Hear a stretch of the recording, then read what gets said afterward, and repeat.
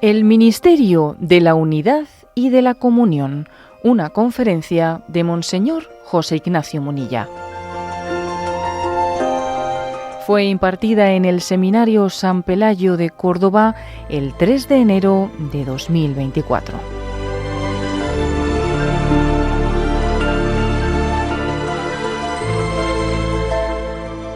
He preparado una reflexión que tiene este título: el Ministerio de la Unidad y de la Comunión. Ministerio de la Unidad y de la Comunión. Bueno, pues parece que esta palabra Ministerio de la Unidad y de la Comunión, ¿a quién está dirigida? ¿A quién se dirige esto? A ver, unidad al Papa. A ver, no, a todos. O sea, es decir, el Ministerio de la Unidad y de la Comunión pertenece a todos nosotros. A todos nosotros. De hecho, en esa oración sacerdotal de Jesucristo hay un versículo que es conmovedor. Conmovedor. Juan 17, 21, ¿no? Yo creo que es de los versículos más conmovedores pues del Evangelio de San Juan. Quizás uno de los versículos más conmovedores de esa oración sacerdotal. Juan 17, 21. Te ruego para que todos sean uno, le pide Jesús al Padre.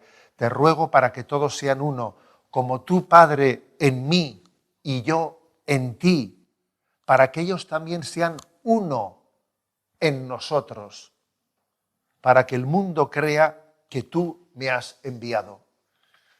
Claro, la verdad es que cuando Jesús reza así, ¿no?, y pide para que el mundo crea que tú me has enviado, fíjate qué responsabilidad nos da, ¿no? Como diciendo, el hecho de la falta de unidad entre nosotros en el seno de la Iglesia, en nuestras comunidades cristianas, en nuestras comunidades, es un antitestimonio que puede dificultar la fe en reconocer a Jesucristo como el enviado del Padre. Pues fíjate tú qué responsabilidad. Menuda responsabilidad, ¿no? Por eso es muy importante prestarle atención a esto, porque puede acontecer que si no cuidamos el ministerio de la unidad y de la comunión, pues por una parte estemos construyendo y por otra destruyendo, ¿no? Lo de la famosa aquella imagen de que Penélope tejía por el día y destejía por la noche. No, estoy soplando y sorbiendo. A ver, soplar y sorber, los dos no se pueden hacer. Si tejo y destejo, al final no construyo nada, ¿no? Puede ocurrir, esto puede ocurrir, claro que puede ocurrir, que yo trabaje mucho por la evangelización, trabaje mucho, me desgañite, consuma mis fuerzas, pero precisamente por no cuidar suficientemente, ¿no?, la unidad y la comunión, luego esas fuerzas pues se estén desperdiciando, se desperdicien. Luego volvemos a eso, ¿no? Que todos sean uno, que todos seamos uno, para que el mundo crea que tú me has enviado. San Juan Pablo II escribía, ¿no?, en aquella encíclica Novo Milenio Ineunte, encíclica con la que se abría el tercer milenio. La Iglesia decía: hacer de la Iglesia la casa y escuela de comunión. Casa y escuela de comunión. Casa en la que haya comunión y en la que haya una escuela de comunión. Yo quizás quisiera que la reflexión que os voy a hacer sirva un poco de escuela. O sea, ¿qué podríamos hacer? ¿De qué manera podríamos hacer para fomentar esa unión? Casa y escuela de comunión. Solo así podemos disponernos a la nueva evangelización, ¿no? Recuerdo que en una visita pastoral que hice recientemente, pues igual alguien prepara unas palabras de introducción, ¿no?, de introducción a la visita pastoral. Y supongo que igual les habrían dicho muchas veces, pero es verdad que a veces estás atento, estás receptivo, y otras veces igual escuchas tantas cosas sin percatarte de lo que están diciendo. Pero el caso es que ese día yo debía estar atento, y estas palabras la verdad es que me impactaron, ¿no? Y entonces allí me presentaron al obispo diciendo: el obispo representa la unidad y la comunión de la Iglesia. Y yo dije: madre mía, que el obispo representa la unidad y la comunión de la Iglesia. Pero, con todos mis respetos, y sin querer escaquearme, ese ministerio de la unidad y la comunión lo tiene el Papa, lo tiene el obispo, lo tiene el párroco, lo tiene el sacerdote, lo tiene el padre y la madre de familia, lo tiene el laico, lo tiene todo bautizado.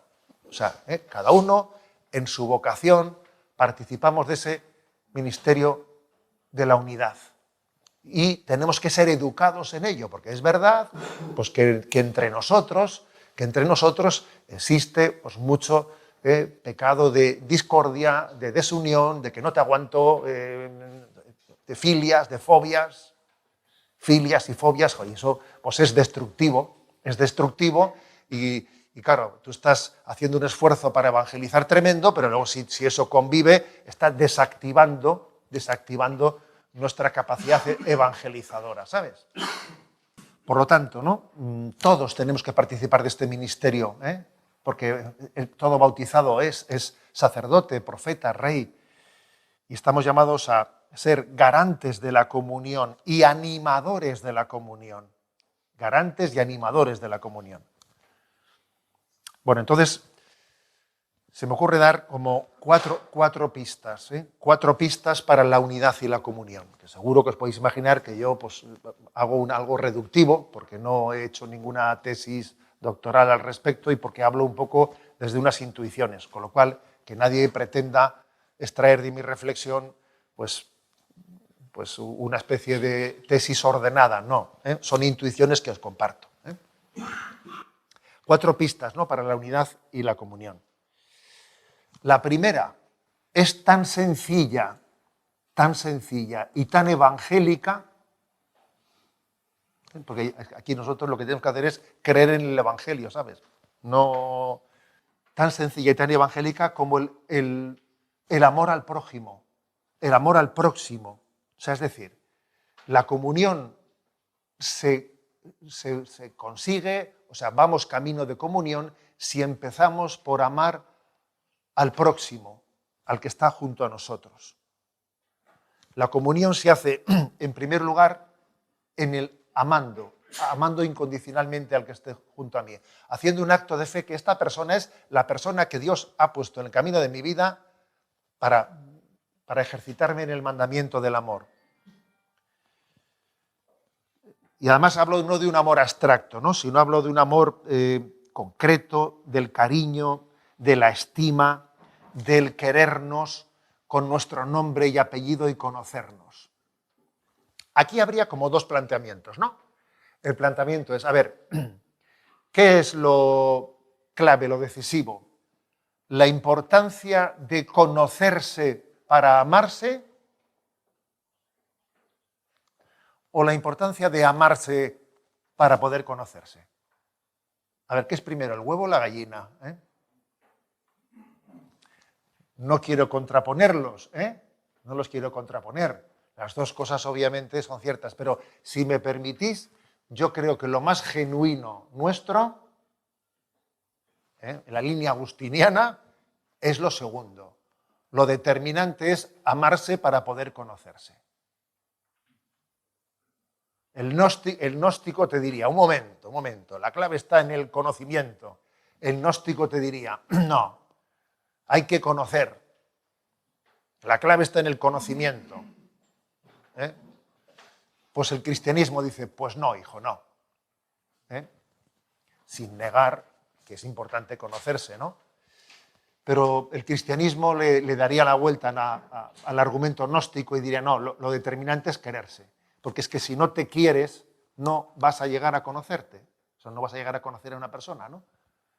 Es verdad que hay que conocer, un conocimiento más profundo me permite amar más, pero es que solamente si amas con una decisión de amar, solamente si tienes una decisión previa de amar a quien está junto a ti, porque entiendes que es la persona que Dios ha puesto en el camino de tu vida y tú no la eliges, sino que la recibes.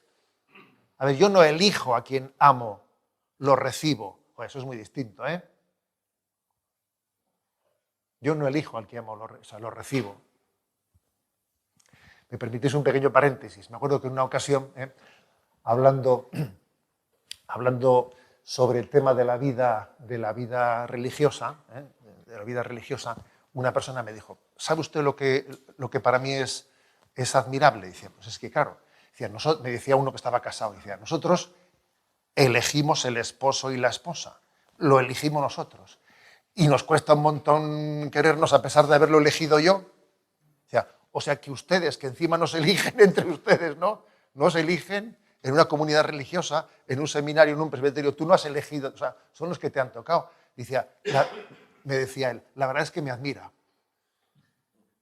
Me admira cómo uno se pueda querer sin haberse elegido uno a otro, ¿no? Y le decía, le dije, ha estado usted muy agudo, ¿eh? Ha estado muy agudo, porque la clave está en que yo lo recibo, no lo elijo. Le dije, pero también le voy a decir una cosa, con su mujer pasa lo mismo. Le dije, su mujer también usted la recibe, aunque a usted le parezca que la ha elegido, en realidad la está recibiendo. O sea, que apliques el cuento porque es lo mismo, ¿eh? Es lo mismo, ¿eh? Entonces, este es un punto de partida.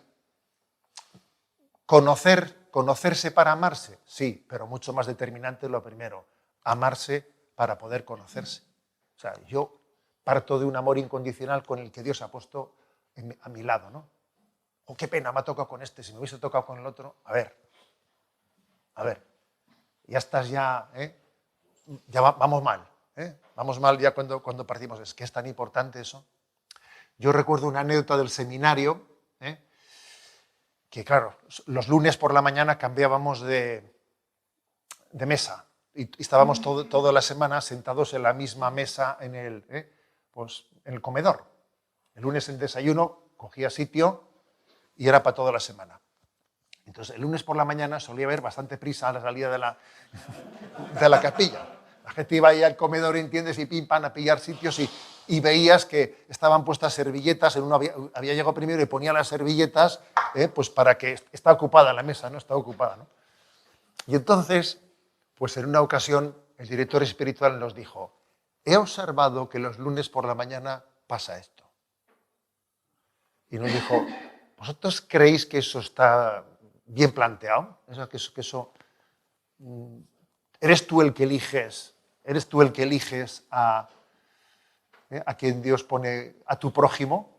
¿Eliges tú a tu prójimo o es Dios el que te ofrece a tu prójimo? Te lo ofrece Él. Yo dije, ostras, la verdad es que a mí me impactó esa reflexión, ¿sabes? ¿No? ¿Vas a elegir tú a tu prójimo durante tu vida? Pues no va a ser así. La verdad es que eso a mí me cambió la vida. Yo dije, bueno, llega el lunes, venga, voy a llegar al último. Y yo llegaba y decía, ¿dónde hay un sitio libre? ¿Entiendes? No sé, que te cambia la vida eso, ¿eh?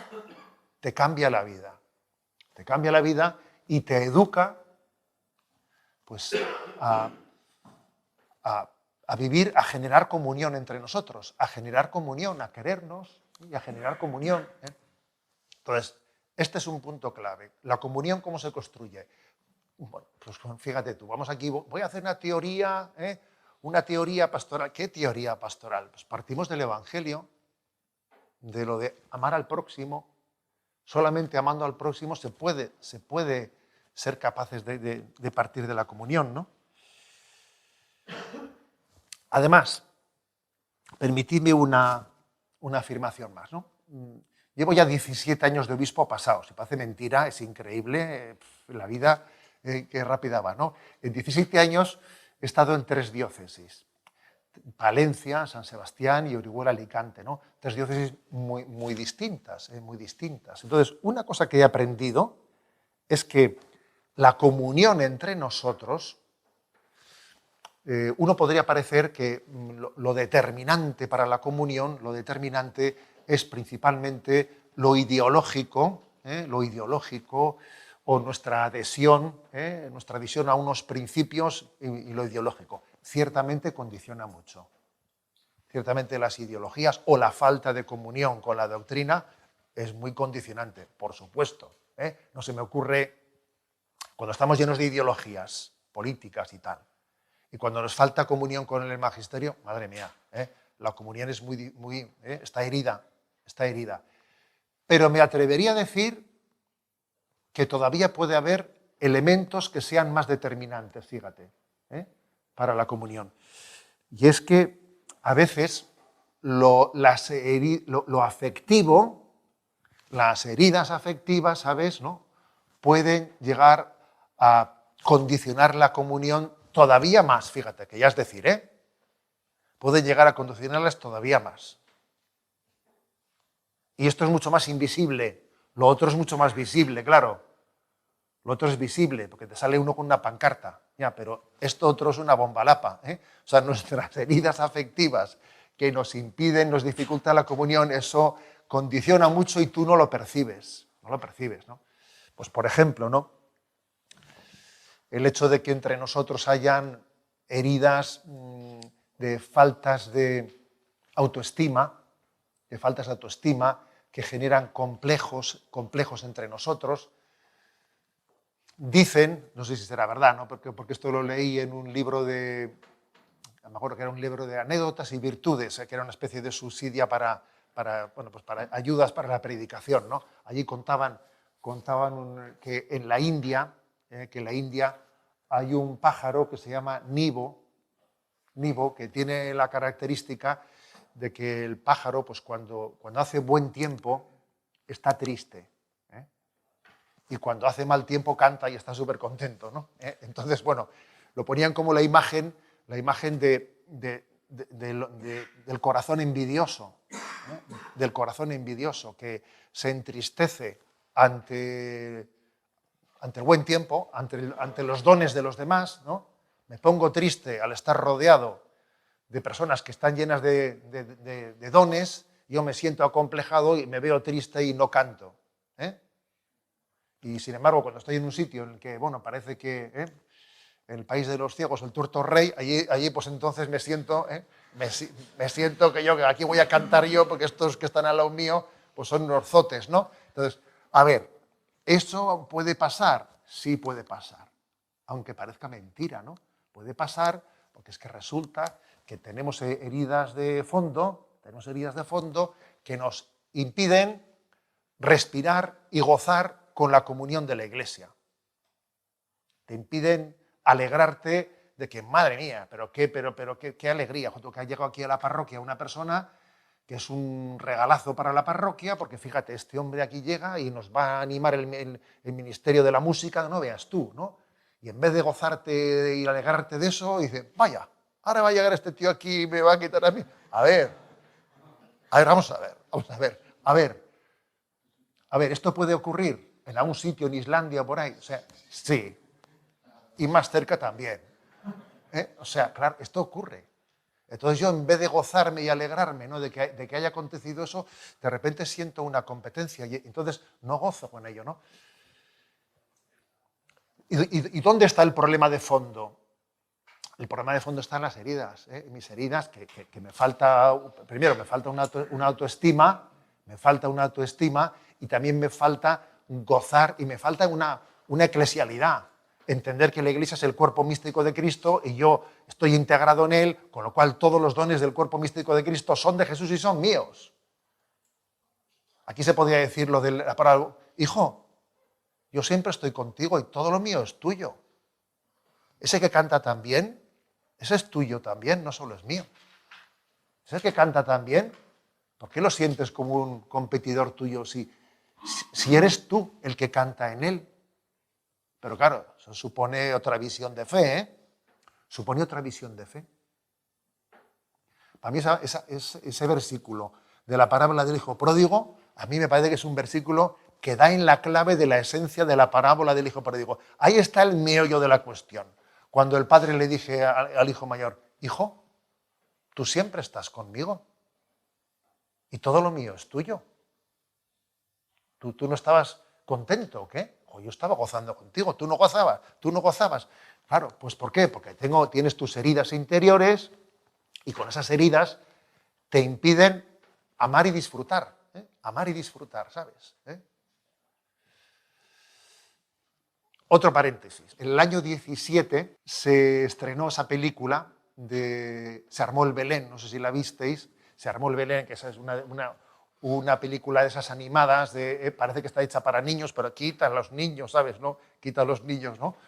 En la que es una gozada de película, una gozada, en la que el burro que lleva pues a la Sagrada Familia se llamaba Bo, si os acordáis de él, ¿no? Y claro, Bo tenía un problema de complejo, tenía un problema de complejo porque, claro, había visto allí unos caballos esbeltos, ¿no? Unos caballos romanos, y claro, se veía un burrito ahí tirando de la noria, ¿no? Entonces, claro, tenía un complejo de inferioridad tremendo, diciendo, joder, yo, al lado de estos caballos que vienen aquí con los romanos y con los otros, yo que soy aquí un burrito de no veas tú, ¿no? Esa imagen, o sea, a mí me parece maravillosa en esa película, cómo se refleja en la herida de ese burrito acomplejado de que le parece que yo soy, o sea, no soy nadie, una tarea de sanación de esa herida. A ver, pues Dios me ha dado el don de llevar pues encima mío, a mis lomos, pues a José y a María, y parece que yo no soy nadie, pero en ese no soy nadie Dios me le ha dado todo. Pero claro, eso supone una mirada de fe y supone un ir sanando esas heridas de la falta de autoestima. Entonces el ministerio, o sea, el amor, ¿no? El amor al prójimo también está condicionado por nuestras heridas, porque como dice, amarás a tu prójimo como a ti mismo. Claro, como no te ames a ti mismo, ¿cómo vas a amar al prójimo? Houston, tenemos un problema, claro, o sea, tenemos un problema si yo resulta que no me quiero a mí mismo, porque tengo unos complejos, tengo complejos de autoestima, me estoy siempre comparando con los demás, veo que no gozo con los dones del otro, no gozo con ellos, entonces me cuesta amar al próximo. Lo veo como un competidor, en vez de como un don de Dios. Esto es algo muy clave y determinante, ¿no? Entonces, pues para poder generar comunión, es muy importante que nos ayudemos a sanar nuestras heridas. Tenemos que ayudar a sanar nuestras heridas, ¿no? La parábola del buen samaritano, pues quiere decir que yo tengo que generar comunión con personas que están heridas. Yo estoy herido, las personas que me rodean están heridas, tengo que contar con ello y tener paciencia en su sanación. Tener paciencia. Pues igual, por ejemplo, pues las correcciones. Aquí yo creo que hay un equilibrio que solamente el Espíritu Santo nos puede dar entre dos obras de misericordia que pueden parecer contradictorias, que son sufrir con paciencia los defectos del prójimo y corregir al que yerra. ¿Entiendes? ¿No? A ver cómo se hace eso. ¿Cómo se hace eso? ¿Cómo se puede sufrir con paciencia los defectos del prójimo y corregir al que yerra? Oye, a ver, las dos son obras de misericordia. ¿Y cómo integrarlas? Pues hay que pedir un don, o sea, el don del Espíritu Santo. Hay que pedir el don del Espíritu Santo. Por ejemplo, ¿no? Si yo hago una corrección al que yerra y en esa corrección hay algo de vena hinchada, ¿sabes? En mí, ¿no? Esa corrección, te digo yo, que nace de la carne y de la sangre, y no estará bien realizada. Por lo tanto, ¿no? Supone un amarse y quererse para que yo sepa cuándo es el momento de la corrección, porque estamos en un momento en que lo va a poder recibir, lo va a poder recibir, cuándo es el momento de sufrir con paciencia los defectos del prójimo y sigamos trabajando y sigamos caminando. Eso tenemos que pedir los dones del Espíritu Santo para integrar ambas cosas. Para integrar ambas cosas. Y a veces incluso, cuando tienes una entrevista de acompañamiento espiritual, etcétera, después es bueno evaluarse. Estoy acordando de una que he tenido yo hace poco, con una persona que tenía muchas heridas, y habló largo y tendido, ¿no? Y después, no, bueno, pues yo le dije algo, y después, fíjate, me examiné un poco a mí mismo, ¿no? Y dije, vamos a ver, creo que tenía que haberle dicho que se buscase un acompañante espiritual para que tuviese un proceso más largo y en ese proceso más largo se le pudiese corregir cosas. Igual me he equivocado pretendiendo corregirlas todas yo en un encuentro. ¿Me explico? Dije, igual ha sido excesivo, porque claro, porque dices, bueno, tengo un encuentro con él. pues venga, voy a decirlo todo. Igual no se le podía decir todo. Hice mi pequeña autoevaluación después y dije, me parece que igual me he pasado, porque para poder decir tantas cosas necesitas ir paulatinamente creciendo entre sufrir con paciencia y corregir al que yerra. Y eso requiere un tiempo y una maduración. Eso es muy importante, muy importante para poder ejercitar ese ministerio de la comunión entre nosotros. Al principio, en ese ayudarnos en nuestras heridas, pues según la parábola del buen samaritano, uno se para, atiende, hace una cura de primer auxilio. Dice que le untó las heridas con aceite y vino, pero claro, luego le montó en su burro y le llevó a la posada. También eso tenemos que hacerlo, hacer una primera intervención de primer auxilio, pero luego también ser capaz de derivar a las personas, ser capaz de derivarlas a aquellos lugares donde se les pueda ayudar. Entonces yo vuelvo a insistir. A ver, ministerio de la unidad y de la comunión, donde nos la jugamos por encima de todo, que no nos quede la menor duda, es en el mandamiento del amor al próximo. Un amor que sea entrañable, que quien está al lado mío se sepa que yo le quiero incondicionalmente, que eso no la pueda poner en duda, porque yo se lo he manifestado, se lo he dado a entender, ¿no? Porque nos puede pasar en el seno de la Iglesia que estamos muy motivados con la parábola del samaritano y la aplicamos a la gente bastante lejana, ¿sabes? Pero tal vez luego somos antipáticos con los que están más cerca de nosotros. Eso nos puede pasar. Ahora que viene la Semana de Unidad con los cristianos, a veces digo, bueno, perdón, ecumenismo está muy bien, pero ecumenismo casero el primero, A ver, aplícate el ecumenismo casero, porque estamos hablando de los protestantes, y luego resulta, ¿entiendes?, que estos son no sé qué, estos son no sé cuántos, ¿para dónde vas? Entonces, esta es una paradoja. Es posible que a veces seamos súper enrollados con la gente más alejada, y que luego seamos inmisericordes con los de casa, tú. Seamos inmisericordes con los de casa, ¿no? Y además, como los de casa, como sabes que son gente humilde y obediente, con ellos les exiges lo que no se te ocurriría exigir con el alejado. A ver, que es una auténtica contradicción, ¿no? En el idioma vasco hay un refrán que dice, ¿no? Kalean uso, etxean otzo, que es como decir, ¿no? En la calle eres paloma y en casa eres un lobo. Eso también puede ocurrirnos. Puede ocurrir pues, que uno sea paloma en la calle, pero que luego en casa sea lobo. Y yo creo que para autentificar nuestro mandamiento del amor al prójimo, uno tiene que examinarse en su relación con el más próximo, con el que él no ha elegido, con el que Dios ha puesto en el camino de su vida, ¿no? Todos tenemos que amar con cariño a quien Dios ha puesto a nuestro lado, sin celotipias, sin bobadas, pidiéndole a Dios la gracia, ¿no?, de sanar eso, ¿no? Ahora, ¿cómo trabajar esto? ¿Cómo trabajarlo?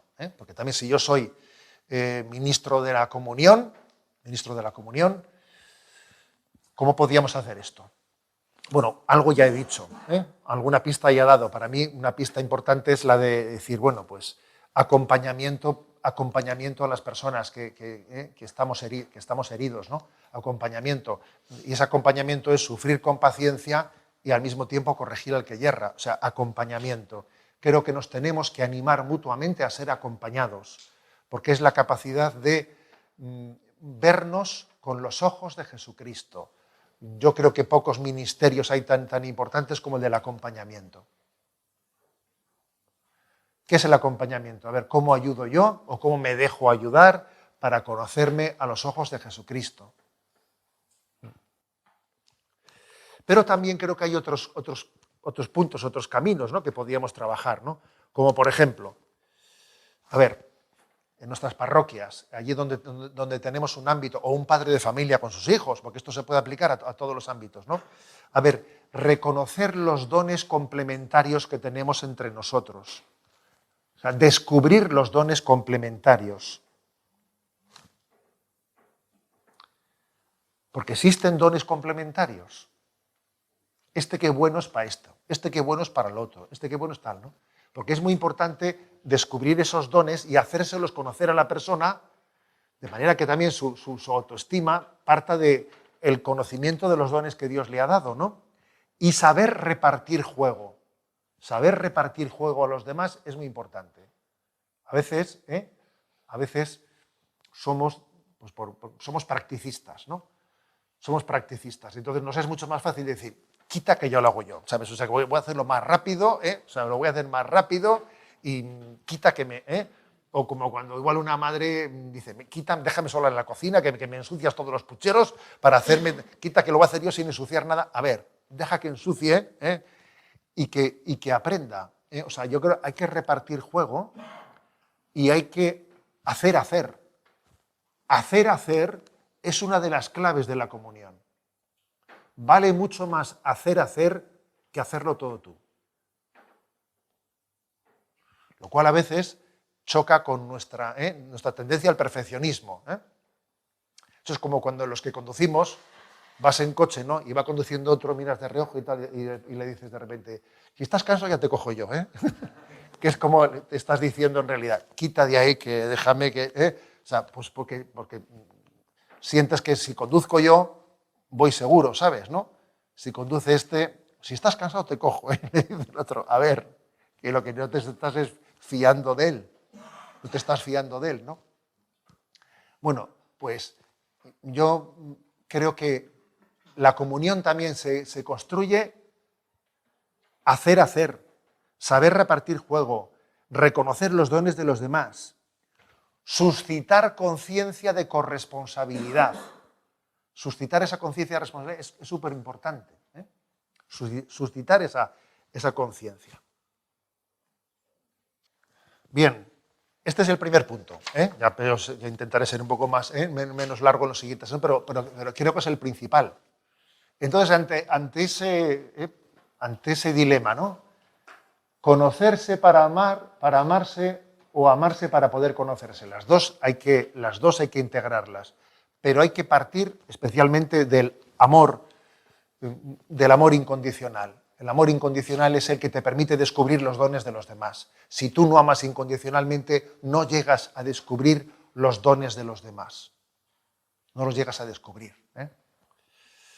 Segunda pista, digamos, ¿no? Hemos dicho 4 pistas para la unidad y la comunión. Segunda,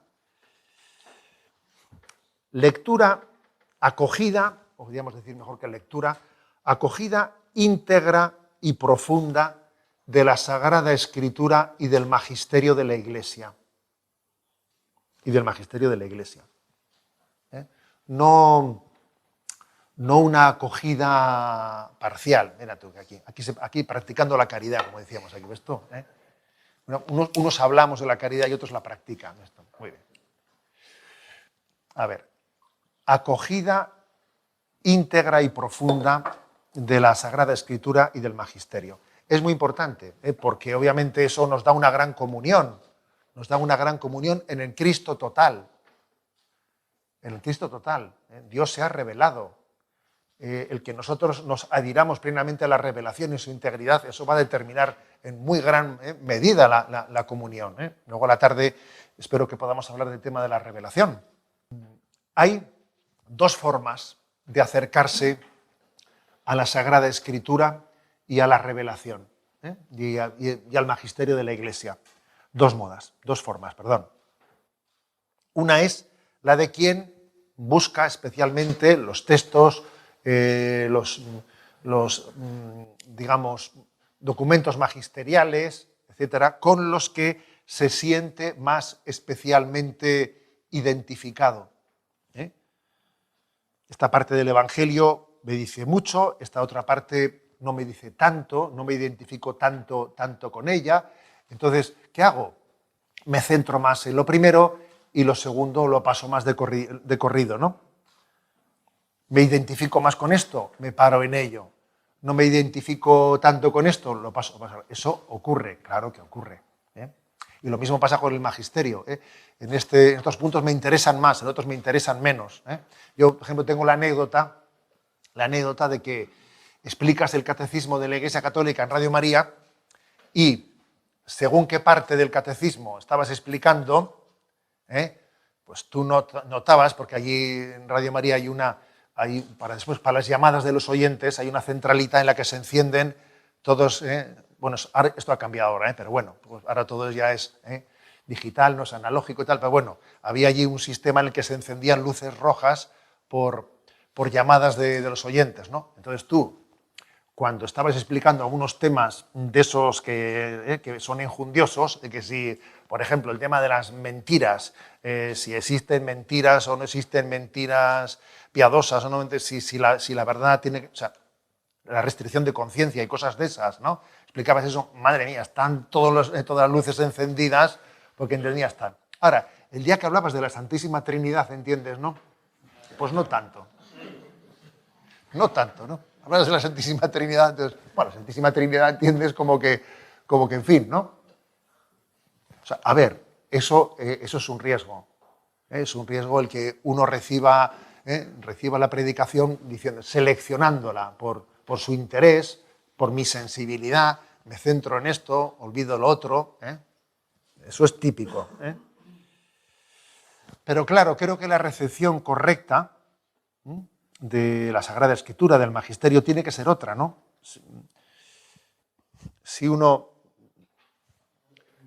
dice, bueno, hay textos de la palabra de Dios que no estoy recibiendo de ellos, ¿no? Pues una luz suficiente, o entiendo que naturalmente no me adhiero a ellos, me cuestan, o lo mismo aspectos del magisterio, o bien sea de la doctrina social de la Iglesia, o bien sea aspectos referidos a la Sagrada Liturgia, o bien, o sea, a ver, eso quiere decir que en mí hay unas carencias que yo tengo que educar. Y me centro especialmente, ¿no?, en esos aspectos del magisterio o de la palabra de Dios con los que no me identifico tan fácilmente, porque veo que esa falta de identificación espontánea deja las claras, deja traslucir que en mí hay todavía una falta, una carencia de identificación con la revelación. Y entonces me voy a centrar especialmente en esto. No me voy a centrar exclusivamente en aquello con lo que yo me siento bien. En lo que me siento bien, porque en el fondo tengo el riesgo de una recepción parcial. Y entonces me retroalimento con aquello con lo que yo me estoy sintiendo identificado, dejando en la sombra, en la penumbra, otros aspectos de la revelación que igual no niego, pero aunque no niegue, no los estoy subrayando suficientemente. Entonces, ¿esto qué puede suponer? Pues puede suponer que tengamos el riesgo de hacer una revelación a nuestra medida. Entonces, de aquí se puede como derivar pues que, bueno, pues están los curas sociales, están los curas liturgos, están los curas teólogos, los curas pastoralistas, y entonces parece que hacemos divisiones entre nosotros, ¿no? Y cuando digo curas, digo laicos, digo lo que sea, claro. Eso es así.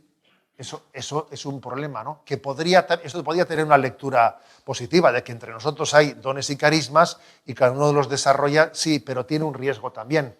El riesgo de que a mí me parece que esto es lo esencial y lo determinante y lo otro no tanto, ¿no? Y nosotros tenemos que creer en el Cristo total. Entonces es muy importante poner el acento y subrayar, ¿no?, aspectos hacia los que yo no tengo tanta sensibilidad, ¿no? Esto será muy importante para alcanzar la comunión, sin duda, será muy importante, ¿no? Porque la revelación es una gran sinfonía, ¿no? Y esa división que hace el catecismo de la Iglesia Católica en cuatro partes, es clave y determinante, ¿no? Es clave y determinante. Yo soy el camino y la verdad y la vida. Es curioso que ese versículo de San Juan añade un kai, un y después de cada uno, que parece hasta demasiado, yo soy el camino, coma, la verdad. No, pero curiosamente dice yo soy el camino, no dice coma, y la verdad y la vida. Parece como que se está subrayando la suma de las tres cosas. Entonces, decir que Jesucristo es el camino es subrayar todo el aspecto que el Catecismo de la Iglesia Católica habla referente a la moral, a vivir en Cristo, cómo vivir camino. Pero soy y la verdad es lo que hace referencia a la fe, al dogma, a la fe revelada. Y la vida hace referencia a los sacramentos en los que recibimos la vida de Cristo y la oración, los sacramentos y la oración.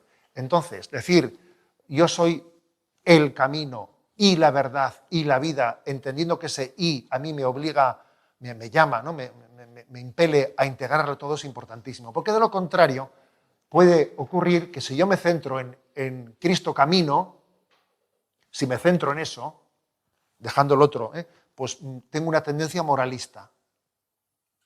Hago una visión del cristianismo moralista. Cristo es el camino. Que es muy fácil, Y hay moralismos de todos los tipos.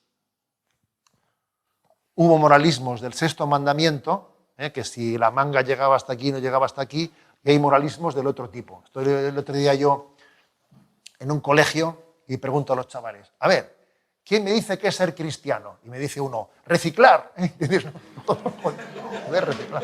Bien, vale, ¿no? A ver, vamos a ver. Cuando un chaval, ¿no?, te dice qué es ser cristiano, dice reciclar, dice uno, joder, a ver, quieras tú que no, hacemos una presentación del mensaje de Jesucristo moralista. Moralista. Hay moralismos del sexto mandamiento, hay moralismos del séptimo mandamiento, hay tantos moralismos como mandamientos existe. A ver, si yo me centro en que Jesucristo es el camino, caigo en un moralismo. Pero también existe el riesgo de quedarse con Cristo es la verdad, existe ese riesgo.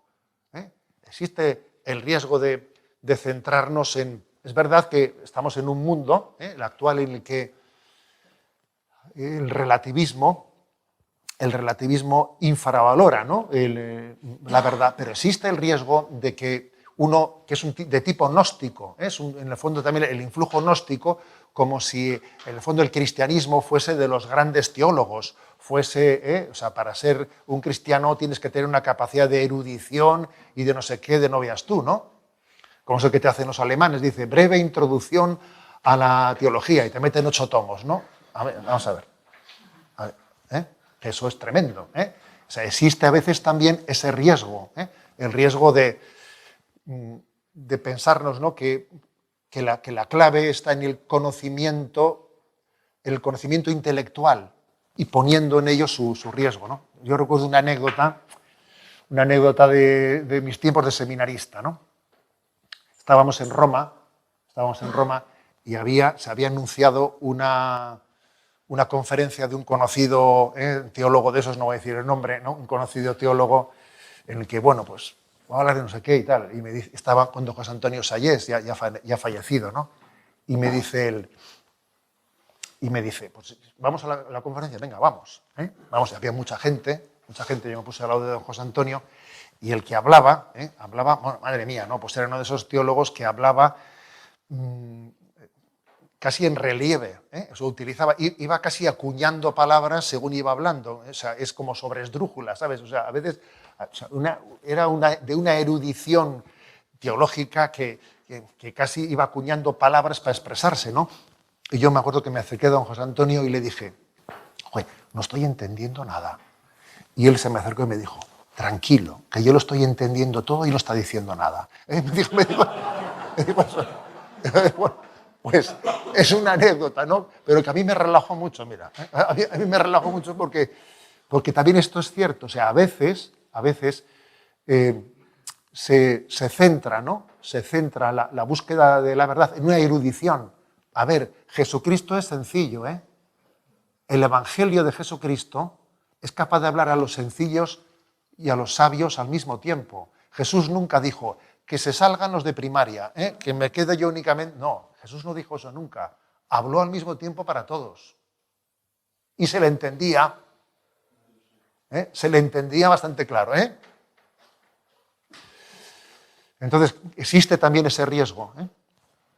Existe el riesgo de moralismo, existe el riesgo también de dogmatismo o, digamos, no de búsqueda intelectual de erudición. Y existe también el tercer riesgo, el de la vida. Sí, a la tarde hablaremos de esto, pero existe ese riesgo, el del experiencialismo, el del pensar, ¿no?, que la vida cristiana, o sea, lo principal del cristianismo es el experiencialismo, ¿no?, el tener una experiencia interior, pero desligada de una verdad. Lo importante es mi experiencia, ¿sabes? Desligada de una verdad o desligada de una moral objetiva. No, lo importante es que yo tenga una experiencia de paz y de relajación interior. Oye, majo, Jesucristo no ha venido para que nos relajemos, ¿me explico? Jesucristo ha venido para que tengamos vida eterna. O sea, que existe ese riesgo de que yo me quede con Cristo camino, Cristo verdad o Cristo vida. No, yo soy el camino y la verdad y la vida. Y tengo que sumar los tres aspectos. Y por ello es importante que tenga una recepción de la revelación íntegra y profunda, no seleccionada según mi sensibilidad.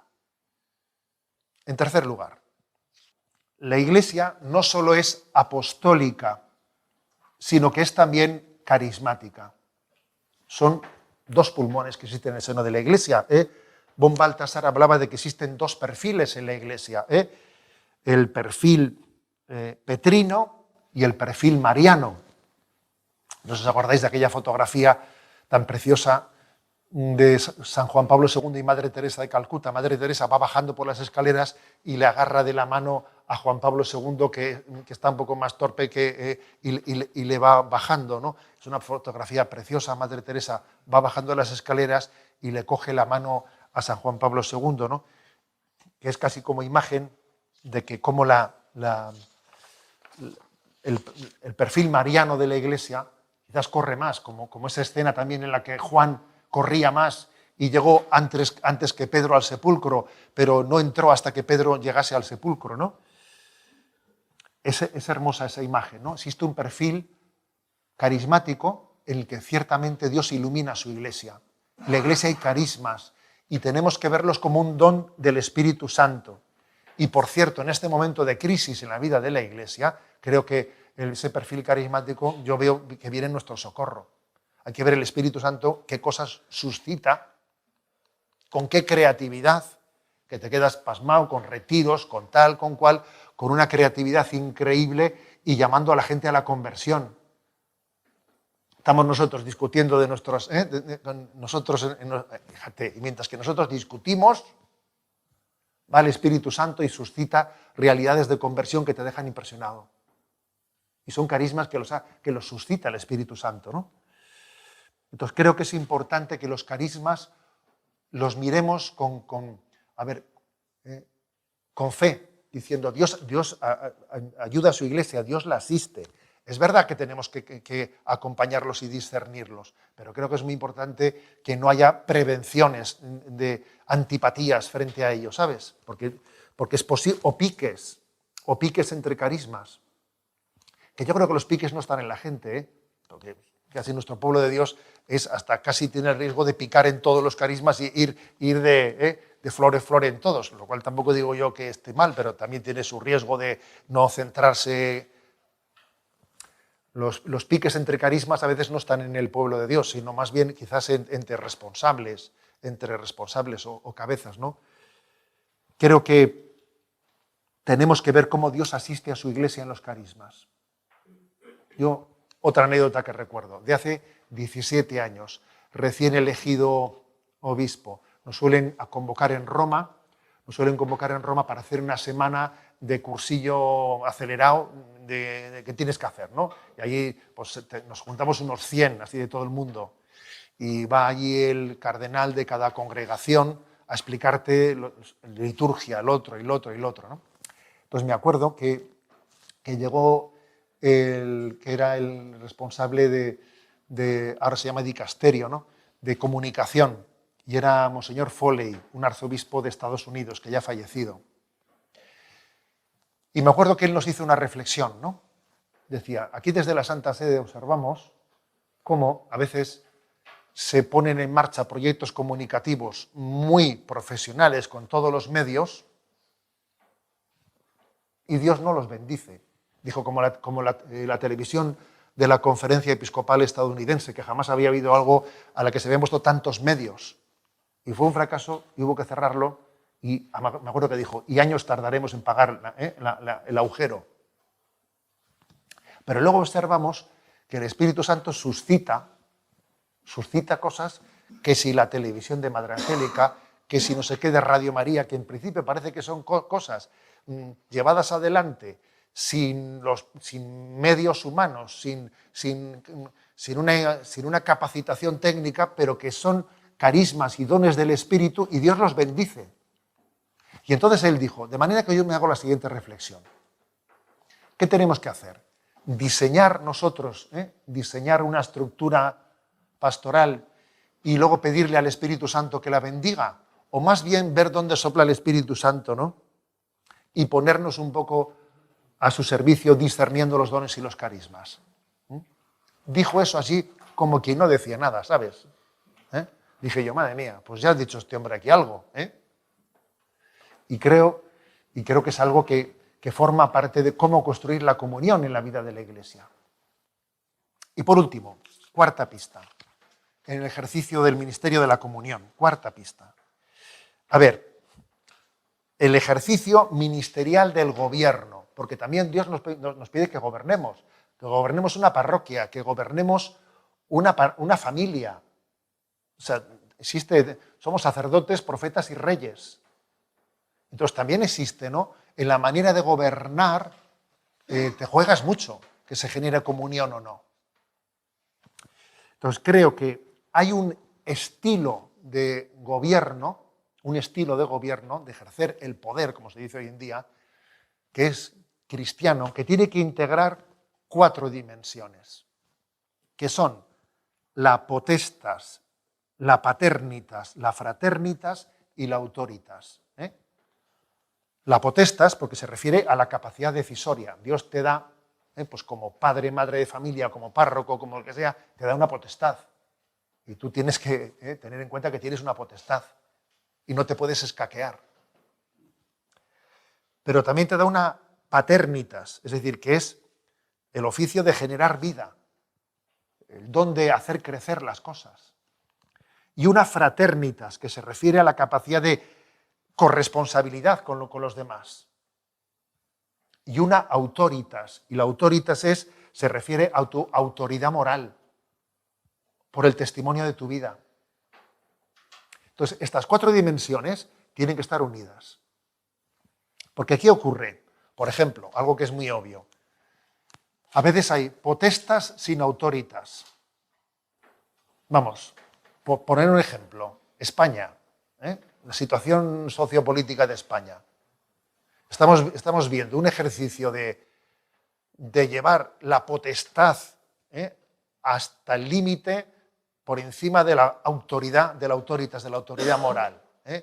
Yo busco una mayoría y la busco para poder gobernar y soy capaz de vender mis principios, de lo que dije, digo, cojo y amnistío a los otros políticos para que ellos me den a mí sus votos para seguir gobernando. A ver, eso es una potestad sin autoritas. Eso es perder la autoridad moral completamente en el ejercicio del gobierno. Entonces existe en España una escenificación de lo que es la adicción al poder, cayendo completamente en una falta de autoridad moral. O sea, no hay principios, me explico. Los principios pueden cambiar completamente dependiendo de cómo salgan los votos, el reparto de escaños. Si resulta que el reparto de escaños, para obtener la mayoría, tengo que pensar así, pienso así. Si para que el reparto de escaños conformemos una mayoría tengo que pensar así, pienso así. O sea, mi pensamiento lo configuro al mantenimiento del poder. Eso es potestas sin autoritas. Y eso nos puede ocurrir a nuestra medida. Nos puede ocurrir a nuestra medida. O sea, es clave que la autoritas vaya de la mano de la potestad, ¿sabes? La autoridad moral es importantísima. Hay que dar razón de por qué tomamos decisiones. Razón del gobierno, ser capaz de expresarlo. También a veces existe paternitas sin fraternitas, que es un paternalismo, ¿sabes? Un paternalismo, pues alguien que yo te quiero mucho, pero lo hago todo y te anulo. No se puede tener una paternitas sin fraternitas, porque eso es paternalismo. La paternidad tiene que integrar la fraternitas y hacer corresponsables a los demás. También a veces existe una fraternitas sin paternitas y sin potestas, lo cual es un caos, claro. Pues el coleguismo, que es un poco el coleguismo, hacer un sistema asambleario colega, que no.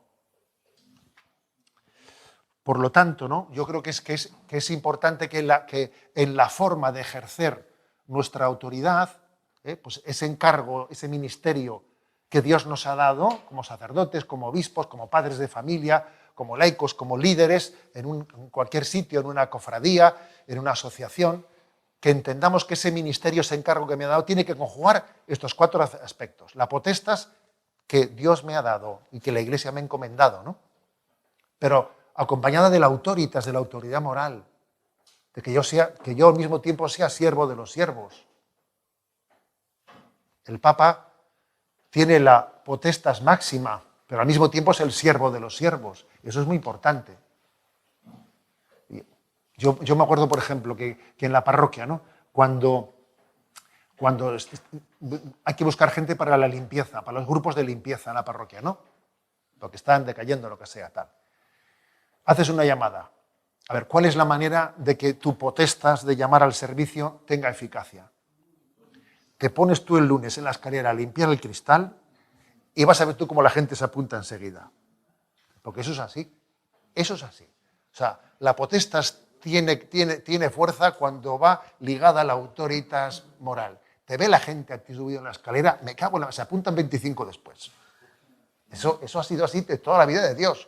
O sea, la potestas tiene que ir de la mano de la autoritas.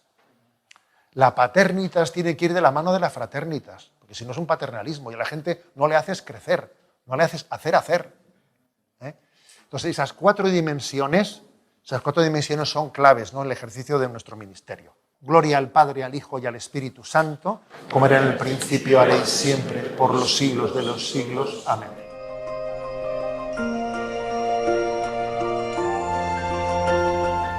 Así finaliza en Radio María esta conferencia de Monseñor José Ignacio Munilla, titulada El Ministerio de la Unidad y de la Comunión. Fue impartida en Córdoba en enero de 2024.